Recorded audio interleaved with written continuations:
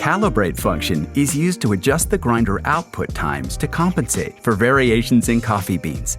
This includes origin, age, degree of roast, and grind size.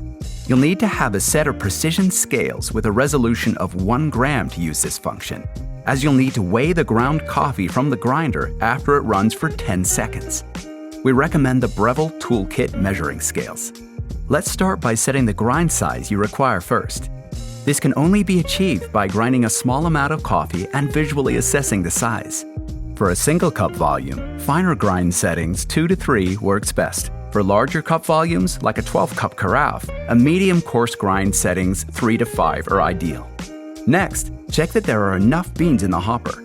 Insert the gold tone filter or a paper filter in the coffee basket and ensure the coffee basket is fitted to the swing out door and the door is closed. Press the menu exit button, then rotate the strength dial to calibrate. Press the strength dial to start the grinder. When the grinder is stopped, press open to open the swing out door. Weigh out the ground coffee.